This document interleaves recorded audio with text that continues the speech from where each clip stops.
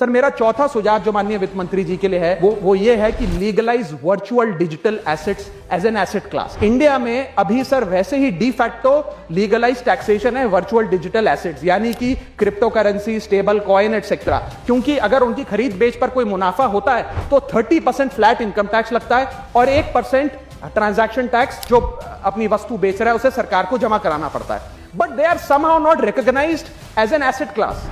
VDS जो virtual digital assets है, एक एसेट क्लास का दर्जा नहीं दिया गया, जिसके चलते कोई डेडिकेटेड लाइसेंसिंग लॉ नहीं है, कोई क्लियर कंज्यूमर या इन्वेस्टर प्रोटेक्शन कानून नहीं है, एएमएल कानून यानी कि एंटी मनी लॉन्ड्रिंग गाइडलाइंस और डायरेक्शंस इस एसेट क्लास के लिए नहीं है, and there is of course no explicit legal classification.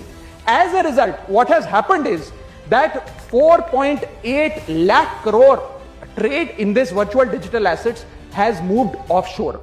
Bharat के बाहर निकलकर वो अन्य देशों में, दुबई, सिंगापुर, मलेशिया और अन्य देशों में इसका ट्रेड हो रहा है जो भारतीय कर रहे हैं। Second thing that has happened is that 73% of India's crypto trading volume in financial year 25 has moved to offshore exchanges. What has further happened is that 180 virtual digital asset startups have moved to countries like Dubai and Singapore. And as a result, जो देश, भारत देश के 12 करोड़ ऐसे लोग हैं जो इन virtual digital assets में, crypto में, RWA यानी कि रियल वर्ल्ड एसेट में, स्टेबल कॉइन में इन्वेस्ट करना चाहते हैं, वो ऑफशोर जाकर इन्वेस्ट कर रहे हैं। जरूरत है कि हम कंप्लायंस हिंदुस्तान में लागू करें, उसे हेविली रेगुलेट करें, लेकिन उसे ऑनशोर लाएं। इसके चलते अगर ऐसा होता है तो सरकार के खजाने में 15 से 20 हजार करोड़ रुपए का इजाफा होगा, उन्हें उतना टैक्स मिलेगा।